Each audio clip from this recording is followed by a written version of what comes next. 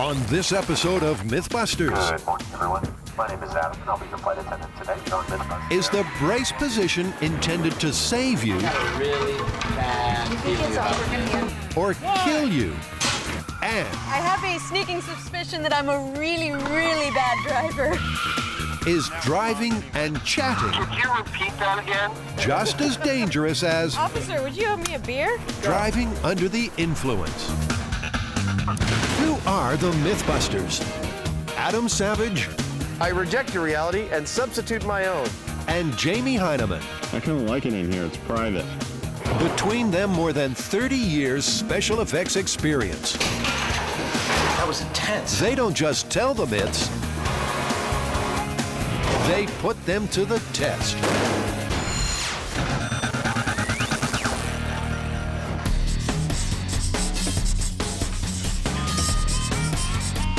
Guys, I got a good one. While flying this weekend, I actually heard a really interesting myth while I was reading my emergency safety card. The guy next to me claims, conspiracy theory style, that the brace positions that you have to get into on the commercial airlines when you're crashing into land or water are actually to kill you. It's so that when you're crashing, your neck will instantly break because it's actually cheaper to pay out for a wrongful death suit than years and years of rehabilitation. That's a good one, Carrie. And we get to destroy another aircraft.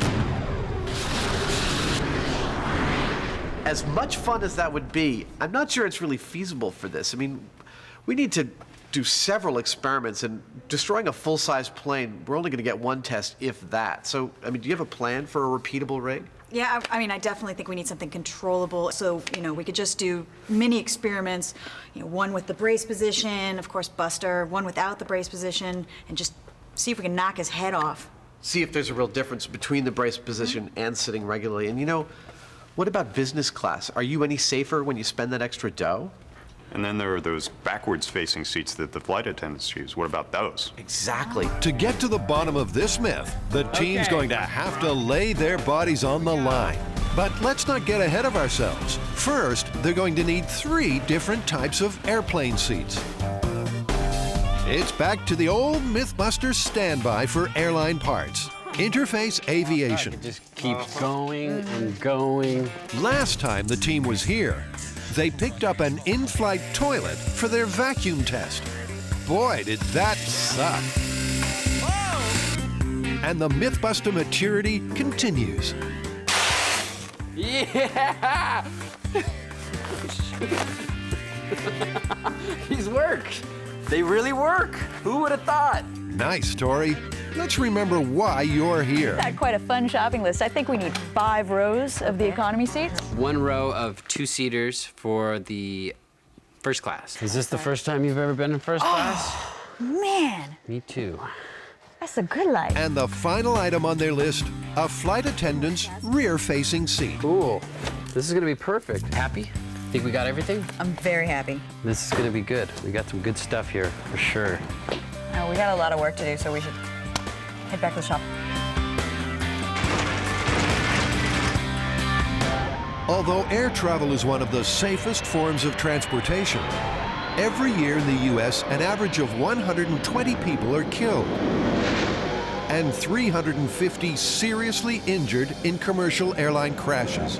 Well, right off the bat, our researchers have found that there actually is an element of truth to this story. Oh, yeah. Well, it turns out that it is, in fact, cheaper for the airlines to pay out a wrongful death settlement than it is to pay someone who's been injured over the course of their lifetime. Wrongful death settlements pay out at between around $3 and $5 million an occurrence, whereas depending on the severity of the injuries, for a lifetime of rehabilitation, the airlines may pay out between 8 and 10 and sometimes up to $50 million. Wow. You have Buster's whole family here. To assure passengers the safest flight possible, engineer Richard DeWeese of the FAA Civil Aerospace Medical Institute conducts extensive testing on the crashworthiness of airline seats and their effects on passengers. So cool. Carrie popped into his office in Oklahoma City to see how it's done. Wow. Where we do all of our testing. And of course, down the middle of the area is our test track. This is our test sled. Essentially, it's a a rolling platform. We hook this cable up to the front, and we can pull it back with a winch and control its speed. The further back we pull it, the faster it's going to be going when it gets here. The test scenario is a 35 feet per second velocity change at 14 Gs. And we get to that 14 G peak in only 80 milliseconds. Wow. And from course to test dummy, we're going to be gathering things that tell us whether or not the person would have been injured by the readings we get from it. Okay, so this rig may be a bit outside the build team's scope, but Tori's got a plan, and it's on the cheap. Well, we don't have the hydraulic rams that they use at the FAA. So we're gonna have to come up with a new experiment to test this. One thing we could do is basically we'll build a gantry, put the seats on it, we'll get a crane and vertically drop it. All we have to get is 35 feet per second. And you know, for 1 second, if we drop it for 1 second, we're gonna get some serious G-forces.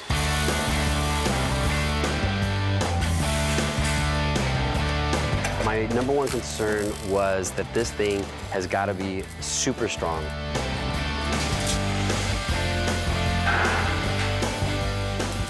We went with 2-inch square tubing and then triangulated the heck out of this thing.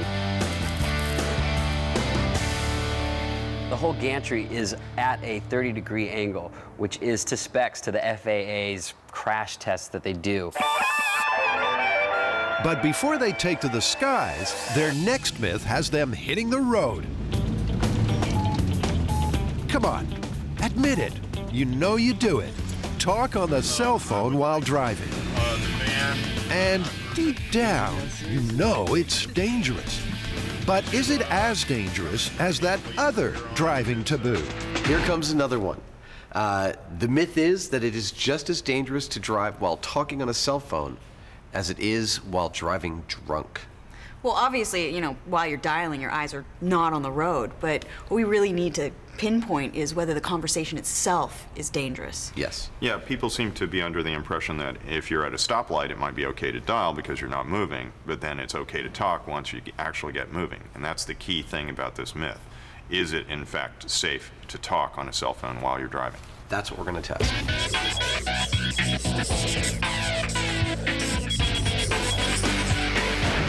They're off to the Russell Racing School at Infineon Raceway in Napa, California. The plan we've got today is that both Carrie and I are the test subjects. We're actually going to do the Russell Racing School course here. They've got several different driving skills to test on us. First, they'll each run a control lap, sober and cell phone free, to get acquainted with the course. Then they'll navigate the course again, only this time while Jamie distracts them with a cell phone call. Keep it what? I can't hear that. Finally, they'll knock back a few cold ones, take a police-administered breathalyzer test, and then climb back behind the wheel for their last lap. Oh, man. This is a tough one because I do notice on occasion talking on a cell phone that it's easy to zone out. Whether that's equivalent to driving while drunk, which I've never done, I have no idea. Ladies and gentlemen, start your engines. Carrie and Adam are about to test the myth that driving with a cell phone is just as dangerous as driving drunk. Once again, going to humiliate myself in front of a very large audience. But before they attempt the skills course impaired, they'll each try a control run first, sober and cell phone free. Hey, how you doing? I'm Jamie. Mark Wallachachuk. Hi, Mark. Mark Wallachatiuk, chief instructor for the Russell Racing School, takes them both through the route.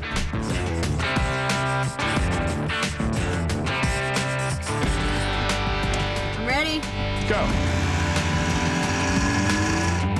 Are you ready? Go. First challenge, accelerating to 30 miles per hour and stopping at the sign. If you don't get to 30, you're going to fail that part of it. If you don't stop at the stop sign, you're going to fail that part of it. Of course, nobody stops like this, do they? I don't. Apparently, neither does Adam. You can't go into the other lane. Go straight Then back. there's everybody's favorite, parallel parking. Oh, man. Just ran into a lady to get lined up in the cross. Oh, Darn. I still can't park. Or they The time trial comes next. Your job is to average 15 miles an hour through the whole course. So if you go too fast or too slow, then you're going to fail that part of it. And now the time trial. Now into time.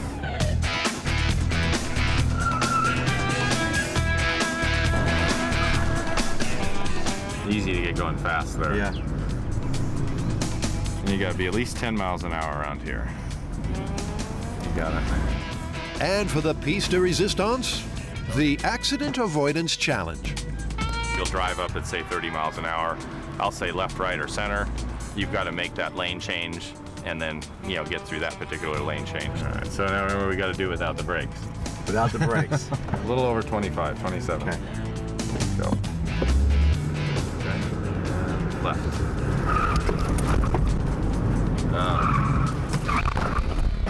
Failed. We got to pull. Okay, and right. Oh, I made it. Kind of takes you back to those driver ed days, doesn't it? How did I do? Well, that's pretty good. We're a little quick for the what we call the road drive. You're very good at the parking. Every time you turn, I'm going to want to see checking both sides and signaling. For the whole test? Yeah, even. Okay. So that's a pass. It's all good. And Carrie? I have a sneaking suspicion that I'm a really, really bad driver. That wasn't bad.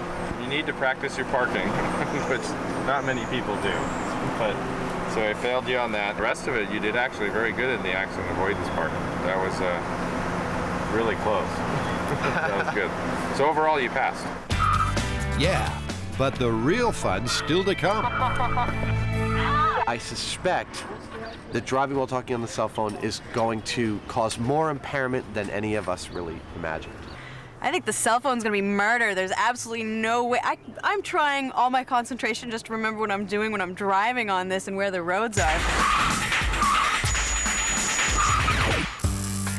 Back at the shop, the framework for Tori's Mythbusters airplane is nearly complete. They'll have Buster testing the validity of the brace position in no time. Down. Fingers and toes. What I have to do next, I have to cover this whole thing with plywood, and that's going to be the theoretical airplane floor. I'll lay the tracks on, and then I'll start putting on the airplane seats.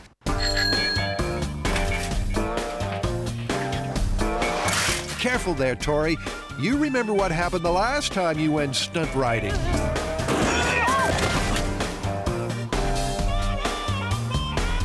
I'm okay. It's easy to break bones when they're real, but when it comes to Buster's bones, well, that's a bit trickier.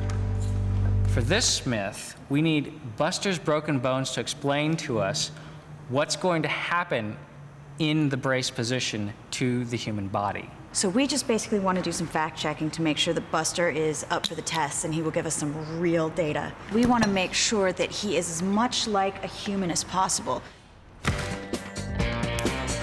To retrofit Buster's aluminum frame with the most realistic bones possible, the build team tests the strength of different materials. First, animal bones as the control. Yep.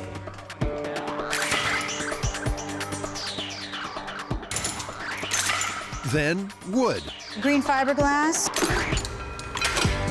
acrylic, PVC, and carbon epoxy tubing to see which would break most like a real bone. I think you found your match, Carrie. Look at that. It's broken, but it's not shattered. It's perfect. Both carbon epoxy tubing and lamb bone broke at a 120-pound dynamic load. So this is what we're using. If this material breaks inside Buster on our crash test experiment, we can pretty much assume that a human bone would break. I know it's not perfect, but this is the closest that we're gonna get to a good calibration. Don't look so glum, Buster. You won't be crashing alone. More dummies to kill, huh? Wow. My God, it's like an embarrassment of riches. After all those times of destroying Buster, I haven't seen a clean dummy in a long time. Meet Buster's nuclear family. Wow. Look at Dad. Dad's buff. I think Dad's molded off the Hyneman model. These are what are known as simulades. While they are the correct weight, it's not distributed correctly. These guys are just to round out passenger seating around Buster. He's still our main test subject. They're dummies. You know, it's amazing after all this time to finally expand the Mythbusters abuse family. I mean, I know you can't take the same kind of damage that Buster takes, but I'm willing to try. Oh, the abuse will come, all right. But right now, they're just victims of fashion. Did she come with her bra? We don't want to be indecent. This is a family show. So where did we get the bra? Did you give her ears? No. Let's leave Carrie hanging and head outside to see how the gantry is coming along. Tori's moved it to the test site for some finishing touches. Seats. Don't you think we should give the passengers a little bit more space? No, I think we should cram them even closer together to save a buck or two, you know? Don't waste that fuel. More passengers, more money. That's why airlines go broke, because they give people too much room already. You are a sweet guy. Mythbust Air is ready for takeoff. Now it just needs its final passenger. Well, I guess the next big problem is the age-old Mythbusters problem of determining what happens to Buster. He can't talk to us, but we need to know if he's injured, if he's dead, Right. and if there's a difference between sitting in the brace position or sitting normally. Well, it seems that maybe the neck would be a good thing to know if it could break. Right now, he doesn't have any way of indicating to us that he's got a broken neck.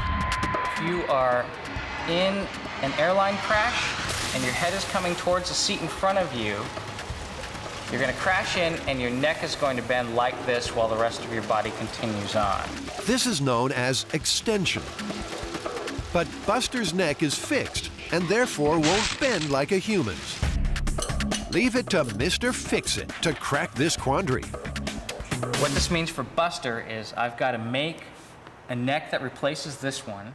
So I'm going to machine the neck, this piece. I got a couple hinges from the hardware store so it can move, and it actually moved pretty far back. And Grant's added a series of springs to simulate the muscles in the neck that would normally resist force applied to the forehead.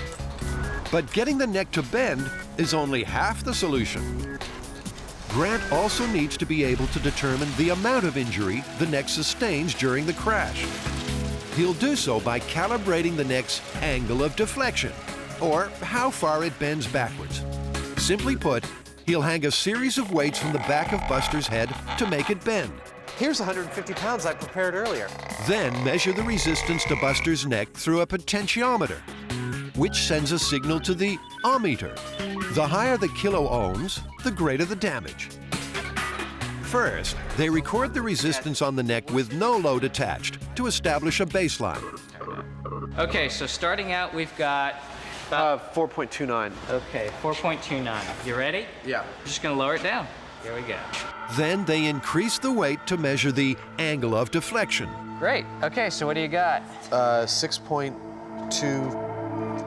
6.2K. So that is serious neck injury. That's fantastic. It's perfect Mythbuster solution. I'm really pleased. Thank you, man. Thanks. Now we got to get his face back on there.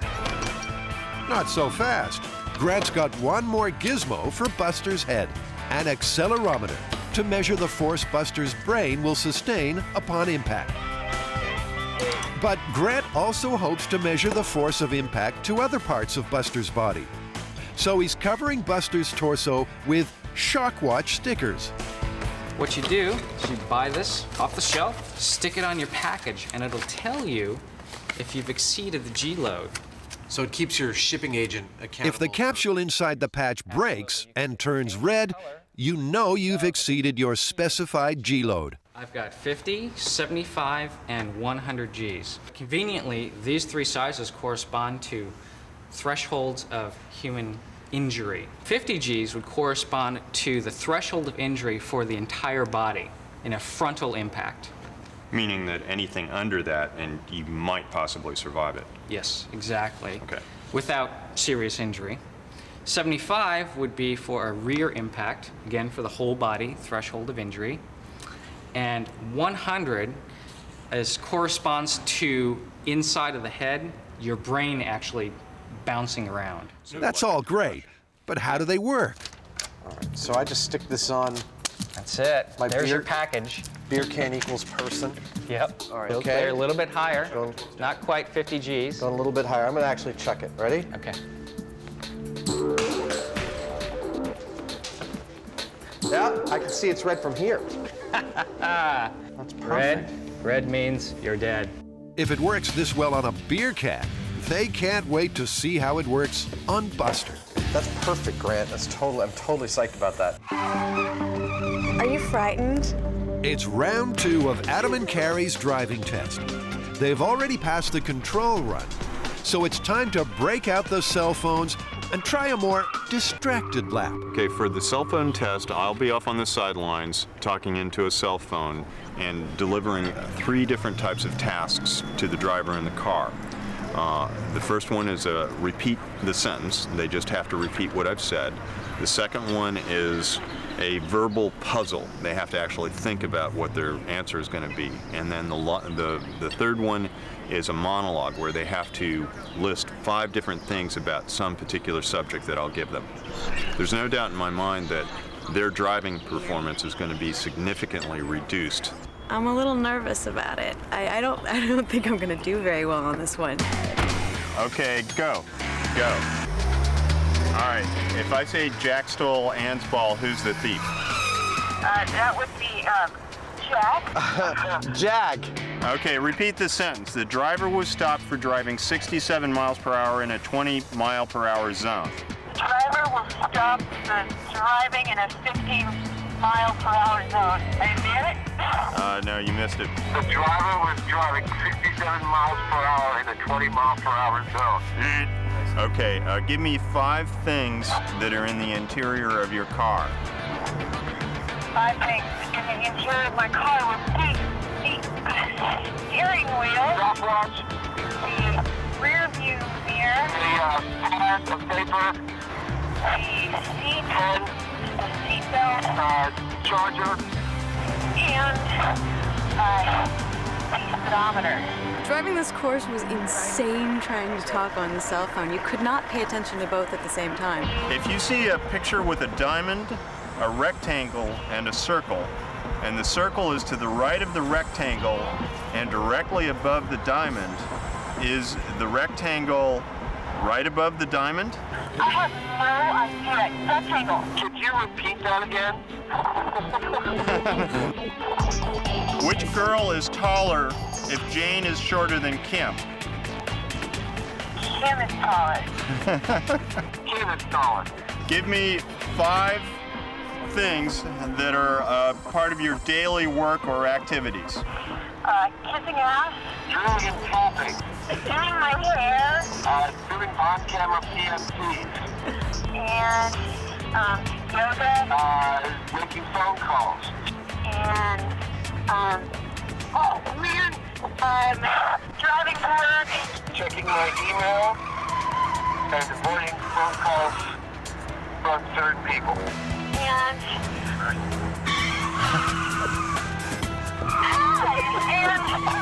Here they come racing to the finish line. And the winner is... Oh! That was awful. That was absolutely awful. We actually gave her a fail for the overall course. There was one time there where she was trying to maneuver the wheel and she got very creative, kind of held the wheel with her elbow. Yeah, not to mention you failed over half the course's obstacles. And Adam? He did end up failing. He failed half of the elements. That makes the Mythbusters 0 for 2. There are a ton of studies and a lot of conflicting data about how much talking on a cell phone actually affects your driving. Yeah, one study actually showed that a simple conversation wouldn't affect driving at all. Yeah, but a British study did extensive testing with things like memory tests, reasoning, and mental arithmetic, and found that it did heavily affect your ability to drive. And that was the first study to actually compare it to a benchmark of something we know is dangerous, which is driving under the influence of alcohol. It's time to start drinking. As dangerous as driving drunk? Well, only one way to find out for sure.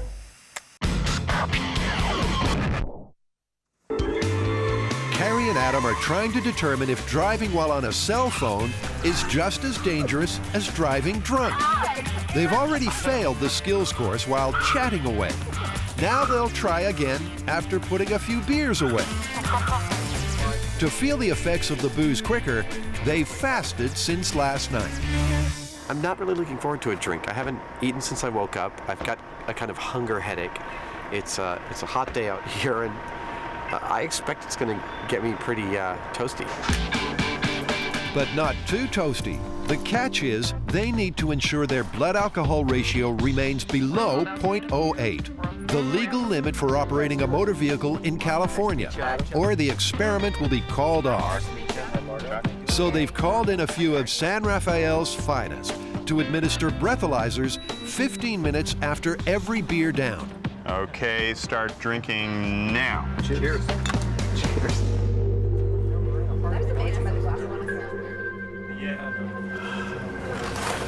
Yeah, it's a tough job, but someone's got to do it. Cheers. I'm actually surprised that I'm a little cockeyed. One beer, empty stomach. And apparently, Carrie's not the only one. You're going to fart on camera to prove that women actually do occasionally. I'm so not going to do that. If my boyfriend finds out I fart, he might leave me. What I need you to do is just put your mouth over this tube here and blow. One beer and 15 minutes later, Carrie's ready for the test. Okay. Slow or hard? Yeah, I'll hold on to this. Hard. Okay. Keep going, keep going, keep going, keep going, keep going. Go, go, go, go. Okay. Okay, there you are right there. 0.038. Halfway there. That means I get another beer? Officer, would you have me a beer? You're next, Adam. Go, go, go, go. Keep going, keep going, keep going. Go, go, go. Here. I bet I need another beer. Oh! 0.027. 0.027. It sounds like I have a lot more to drink. Now there's something you don't hear every day. Keep going, keep going, keep going.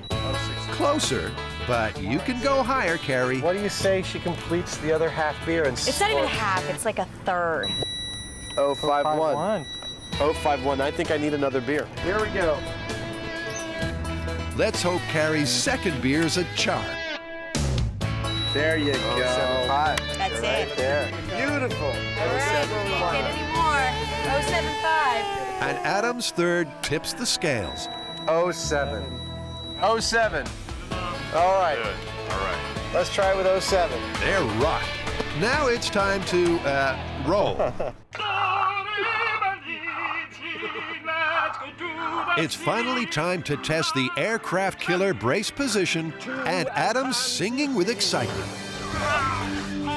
Buster and part of his extended family are going to be joining him on this drop. This first test, Buster's going to be sitting upright, not in the brace position. This is the, the control, and Grant is actually setting up the accelerometer in Buster's head. He's already got his broken neck rig, and we're just going to see if there's any difference between this and the brace position.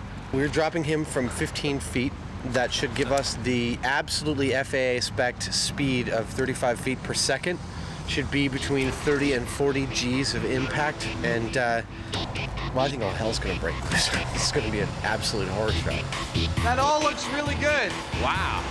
That seems really high. You're good to go. And 5, 4, 3, 2, 1.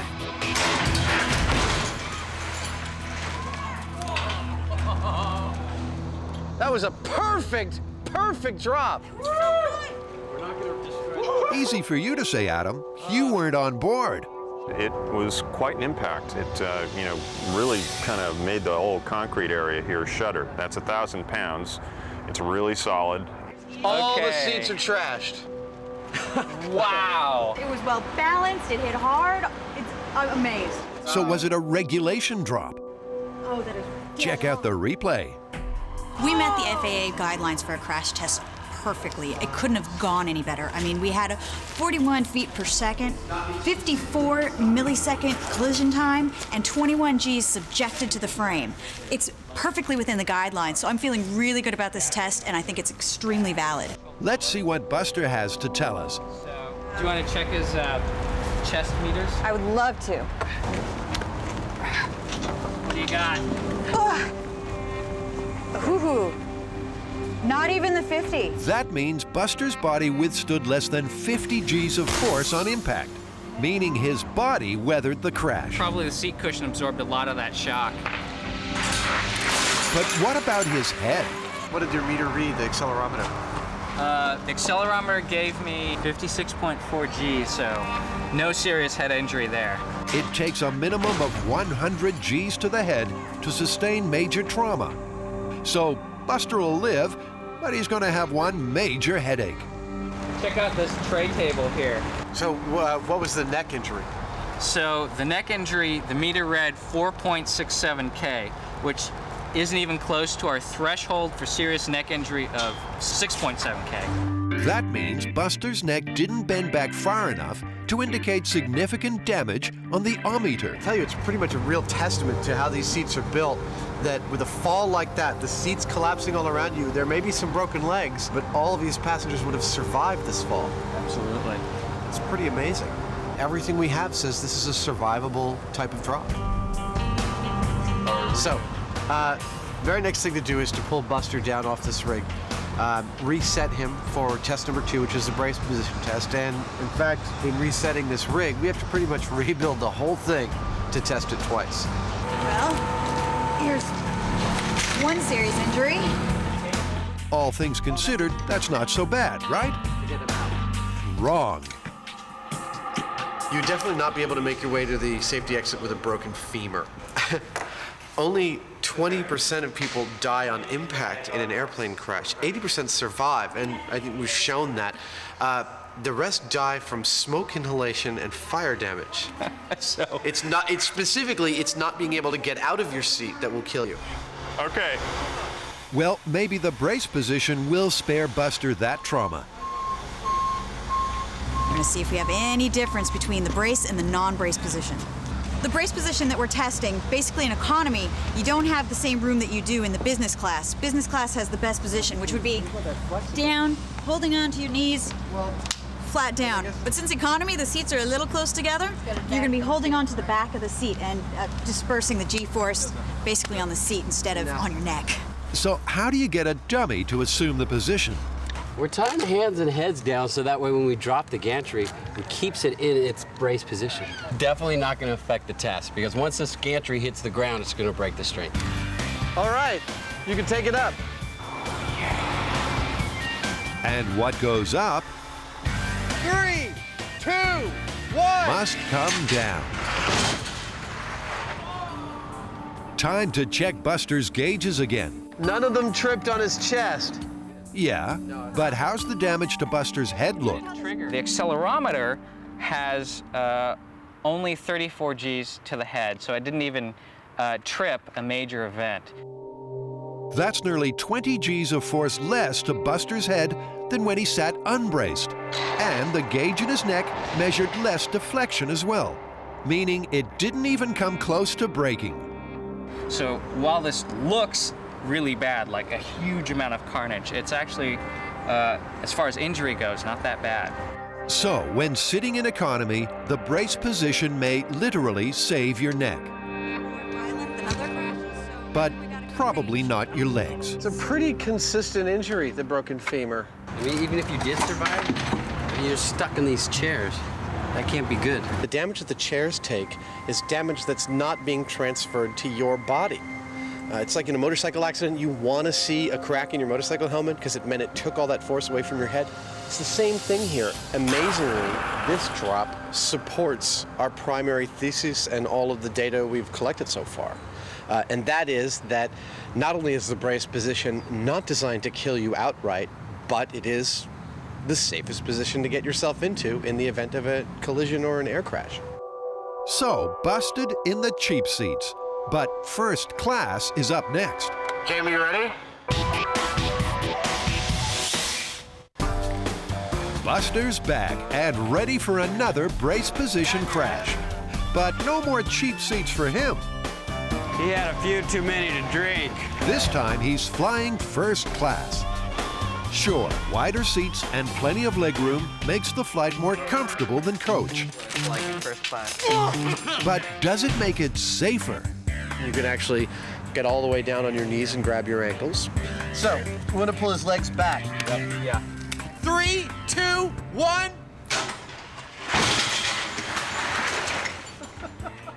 Watching something plummet to the ground never grows old. Wow. The seats look like they stood up better than the economy seats. Yeah, but how about the passenger? We lost a leg. Okay, so at first glance, maybe more leg room isn't such a bonus. Check it Whoa, out. dude. 2 places. Here We got a and broken here. femur and tibia fibula. But how'd the rest of Buster's body fare? The G-force accelerometers on his body look good. Checked them and none of them were set off. So we didn't get above 50 on the chest. No. No deflection. And the head accelerometer reads 43 Gs, nearly the same force achieved when Buster assumed the brace position in economy. Because you had no seat in front of you, he went all the way and bonked his head on the ground, practically. Yeah. But I think some of it is because he can bend a little more flexibly than people who are not yogic masters. So still not enough to reach the threshold of serious head damage. But it's a bonk on the head. It is a bump on the head, yeah, but not serious head injury. 2 aspirin ought to take away that headache, assuming Buster didn't break his neck. Grant, what'd you get on the neck potentiometer? I had almost no deflection, 4.43 K. So, Serious injury? no, not even close. There's no serious neck injury at all. I think it's because there's no seat back in front of him that he's hitting his head on and pushing the neck He back. might have gotten a bang, but it wasn't a neck snapping bang. I mean, you might not have head or neck trauma, but you wouldn't be able to make it to the exit. Well, and again, that supports the data that we have. Break your leg, you can't get out of the plane. All right, cool. Let's set up for the next test. So overall, Buster fared slightly better when assuming the brace position in first class than when in economy. He's going to have some aches and pains, but at least he lived. For their final drop, the team's going to test the only seat on the plane facing in the opposite direction, the flight attendant seat. Buster's never been a flight attendant before. It's very exciting for you, career change. Good morning, everyone. My name is Adam, and I'll be your flight attendant today. On behalf of our San Francisco-based flight crew here on Mythbusters Air, we welcome you to your flight. That flight's going to be about 40 to 80 milliseconds, and it might be a sharp bump at the bottom, but rest assured there's people here that can put you back together. 3, 2, 1. All right. It's almost no change at all. The voltmeter indicated that Buster's neck hardly moved. There was almost no deflection, and that's because the head was fully supported by that back seat rest. The possibility of neck injury was greatly minimized. I'm gonna get the data out of his head recorder. I got a peak of 87.4 Gs. You can see it in the high speed. His whole body bent forward, but there wasn't a huge whiplash kind of crack. 87 Gs. That's nearly twice the amount of force sustained in either the economy or first class drop tests, braced or unbraced. And the accelerometers on the chest aren't painting a pretty picture either. We tripped the 50 G meter. Really? Yeah. So is flying rear-facing really safer than flying the conventional way? Dr. John Paul Strapp believed so. Dr. Strapp's crash survival research program proved that humans can in fact sustain much higher G-forces in the backwards-facing position, topping out at a peak load of 85 Gs. But engineer Richard DeWeese isn't quite ready to turn all the airline seats around just yet. While a rear-facing seat will spread the loads out better during a forward impact, it also has you facing rearward, and all that flying debris is now coming at you. A well-designed rear-facing seat, there's nothing wrong with it, but a forward-facing one can be just as safe as if it's designed as well. Let's hope so, because the next drop has the Mythbusters putting themselves on the line. It's round 3 of the cell phone versus drunk driving test. And Carrie and Adam are fueled up and ready to go. They've already passed the control run, but failed the course while talking on the phone. Now they've consumed just enough alcohol, and on empty stomachs no less, to remain below the legal limit while driving the course a third time. 065. Oh my God, you're getting in my car? And once again, the instructor puts his life on the line to grade their performances. Being the fact that we're only going to potentially knock over a few cones, I'm just fine. Let's hope Carrie's driving isn't that bad. And go. First obstacle, the brake test. That's a stop sign, Carrie. Slow down. Stop! We did go past the stop sign here right off the bat by about 4 or 5 feet, so we ended up in the crosswalk. Not a promising start. And parallel parking is up next. Actually, I gave her the parking. It was one of her best efforts. It was marginally good. Here comes the road timing test. Remember, it's got to be done in 45 seconds. Uh-oh, 30 seconds. That's going to cost you. Hope you do better on the accident avoidance test. We pretty much killed a couple cones over in the accident avoidance. Or maybe not. I also think I took out a few cones. A few cones? You blew away half the obstacles, Carrie. That's what's known as a failure. Can we stop using the word failure and just be like, I didn't succeed? I am feeling a little bit tired and tipsy, and I'm definitely done with this experiment because I don't usually drink beers during the day in the sun. So all I want to do is go to sleep now and maybe eat something. No, I'm done with my... Go ahead, Carrie. Indulge. You've earned it. I'm gonna eat pizza in a minute. That's all I really care about. You'll get your reward soon enough, Adam. And go.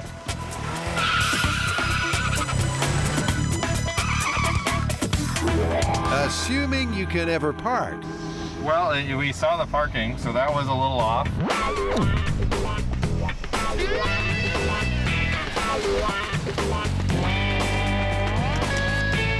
There was a couple times that I reminded him to look both ways, and I gave him kind of a half fail on that. He's coming down the home stretch. Just one challenge left. The only thing with the accident avoidance, he did do it, but he kind of slowed down through the whole thing. It's not looking good, Adam.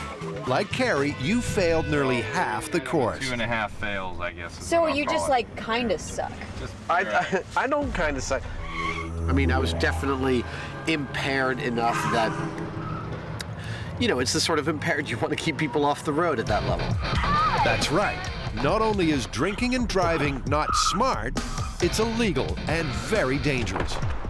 So, what's the final word? Clearly, the results show that talking on the cell phone while driving is potentially as dangerous as driving drunk. I mean, we failed both the cell phone and the drunk driving tests, but we failed the cell phone test by a much bigger margin. However, all that being said, I still think that you can always put down the cell phone if something's happening that you've got to deal with. You can't exactly, or at least I can't exactly just stop being drunk. So what do you reckon? Confirmed, busted, or plausible? It's absolutely confirmed. I agree, confirmed. I'm a little shocked.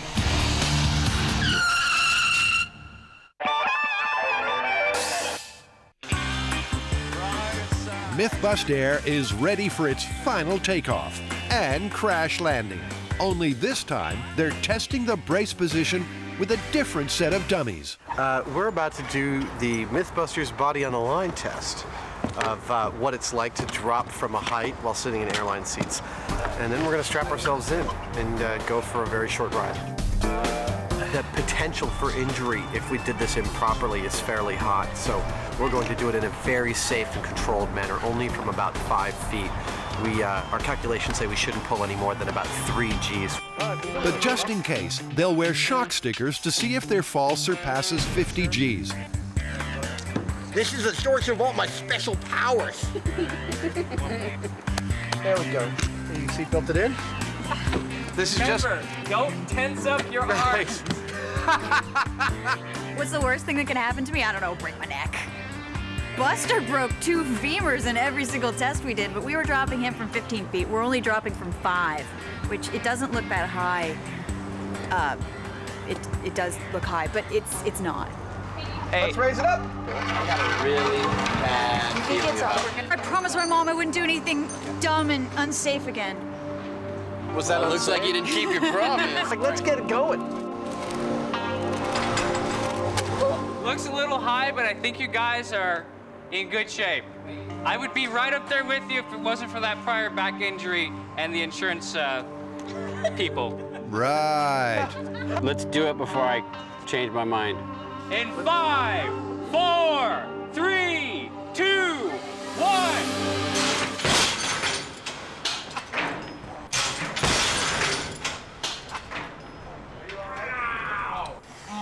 I smashed my head into the seat. That felt terrible.